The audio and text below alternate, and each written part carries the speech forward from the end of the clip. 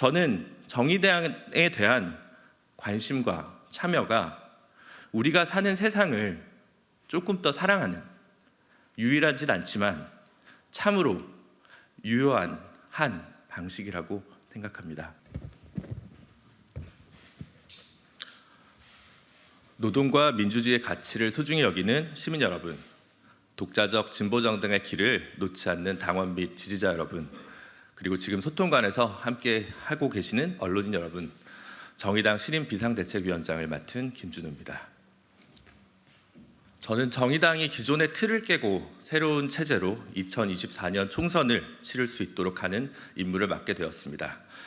무척 막중한 책임감을 느끼지만 지난 20년 넘게 진보정당을 지켜온 많은 분들을 생각하며 한 발 한 발 앞으로 나아가려고 합니다. 정의당이 바뀌고 나아가야 할 점은 너무 많지만 저는 5가지 과제를 중심으로 비대위원장을 수행하고자 합니다. 첫 번째, 정의당은 스스로 기득권을 내려놓고 시작하겠습니다. 진보정당 오랫동안 양당 기득권 정치의 구조적 문제를 비판해 왔습니다. 그러나 20년 진보정당의 역사 속에서 진보정당도 제도의 틀 안에서 안주한 것은 아닌가 하는 성찰이 필요한 시점입니다. 정의당은 대표 진보정당으로서 시민들의 많은 사랑을 받아왔지만 더 많은 사랑을 받기 위해서는 갖고 있는 작은 기득권마저 내려놓으려고 합니다. 정의당은 3% 봉쇄 조항의 벽을 넘지 못하고 있는 다양한 진보정당, 노동조합, 그리고 제3지대 정치 세력까지 연합하여 다양한 정치 세력이 의회에 진입할 수 있도록 선거연합정당을 제안하고자 합니다.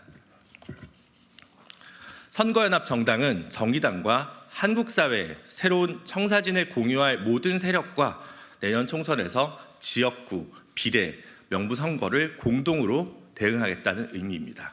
필요하다면 선거연합정당의 이름은 정의당이 아니라 다른 당명 개정도 마다하지 않겠습니다.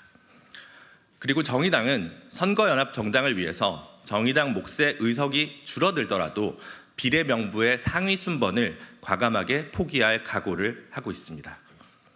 그러나 정의당의 선거연합은 당선을 위한 묻지마 연대 제3지대론과는 철저히 결별하겠습니다.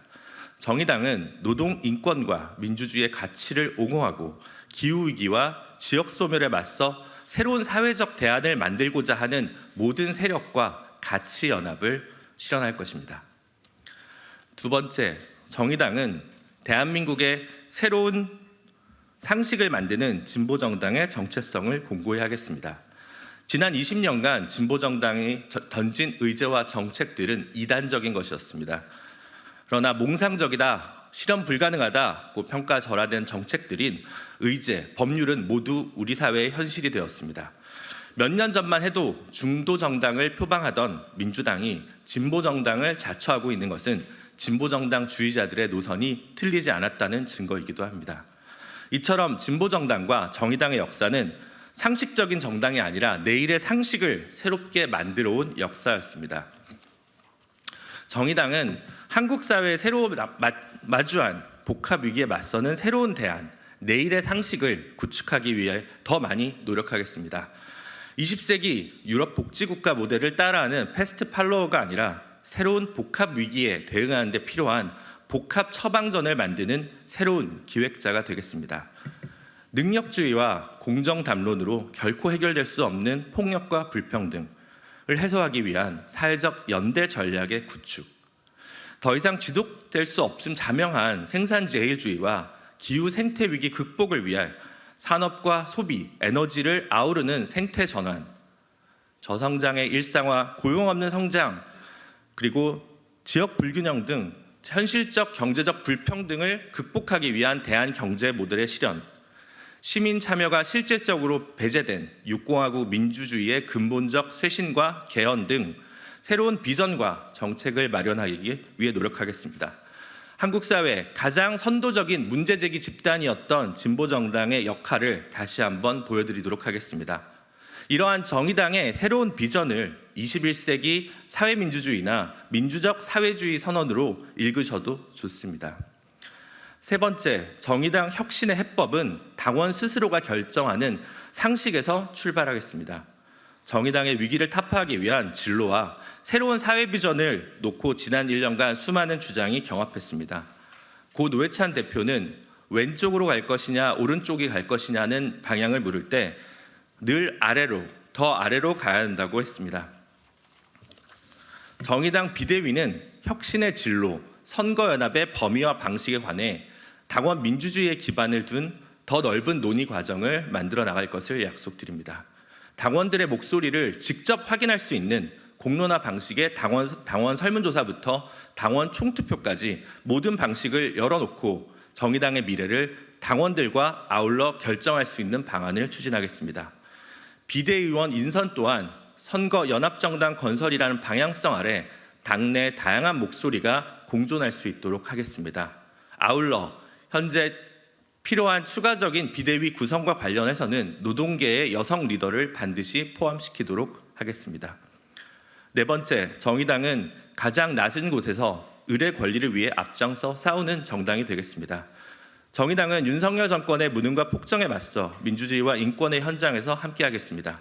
노란봉투법, 방송법을 비롯하여 주요 개혁 입법이 21대 국회에서 반드시 마무리될 수 있도록 폭넓은 연대를 실현하며 윤석열 정권에 맞서겠습니다. 어떠한 진실, 사과, 책임이 없었던 이태원 참사를 해결하기 위한 특별법 제정, 전세 사기 피해자들을 위한 보안 입법, 인권 국가로 거듭나기 위한 첫걸음인 차별금지법 제정, 민주주의 혁신을 위해 반드시 필요한 정치자금법, 정당법, 공직선거법의 개정을 위해서 정의당은 최일선에 서도록 하겠습니다. 나아가 정의당은 팔레스타인 민간인 학살을 무차별 폭격하고 있는 이스라엘에 대해 침묵하지 않을 것이며 시민의 자유와 권리를 명백히 침해하고 있는 미얀마 정부 인사를 방산물자 시연에 초대하며 독재에 침묵하는 윤석열 정권의 가치 외교에 맞서 인권과 평화의 이름으로 국제적 가치 연대를 위해 싸우겠습니다. 마지막으로 정의당에 더 많은 애정어린 질책을 부탁드립니다. 정의당 비대위는 최대한 많은 시민과 유권자들의 목소리를 듣겠습니다. 녹색당, 민주노총, 다양한 진보 정치 세력뿐만 아니라 시민사회, 학계의 목소리를 더욱 경청하겠습니다. 아무도 가지 않은 길이라서 거대 정당이 아니어서 정의당이 할 수 있는 것에 어떤 한계가 있을지도 모르겠습니다. 그러나 정의당이 없는 제대로 된 독자적 진보 정당이 더 이상 없는 우리 사회를 아직은 상상하고 싶지 않습니다. 그래서 부탁드립니다. 여의도에서 가장 상식적이고자 했고 가장 헌신적이고자 했지만 시민들의 기대에는 결코 미치지 못했던 정의당을 다시 지켜봐 주시길 부탁드립니다. 정의당이 많이 실망시켜드렸습니다. 사실입니다. 그러나 저는 정의당의 위기를 누군가의 개인적 책임으로만 돌리고 싶지 않습니다. 분명히 정의당은 어딘가 많이 부족했지만 저처럼 평당원으로만 있던, 응원석에만 있던 우리도 같이 정의당의 미래를 책임졌으면 좋겠습니다. 그래서 저는 여러분께서 정의당의 애정어린 질책, 사려 깊은 비판을 더 많이 부탁드리고 싶습니다. 물론 작은 응원과 격려도 아울러 곁들여 주시면 더욱 좋겠습니다. 함께 합시다. 정의당의 변화는 비대위원, 당직자, 현역 의원, 당원들만의 힘으로 가능하지 않습니다. 정의당이 노선과 원칙을 분명히 하되 현실적인 정치 전략은 보다 과감하게 전개하는 유능한 정당이 될 수 있도록, 그래서 시민들에게 다시 지지받는 정당이 될 수 있도록, 우리 사회의 미래가 조금 더 풍요로워질 수 있도록 조금 더 사랑을 부탁드립니다. 저는 정의당에 대한 관심과 참여가 우리가 사는 세상을 조금 더 사랑하는, 유일하진 않지만 참으로 유효한 한 방식이라고 생각합니다. 감사합니다.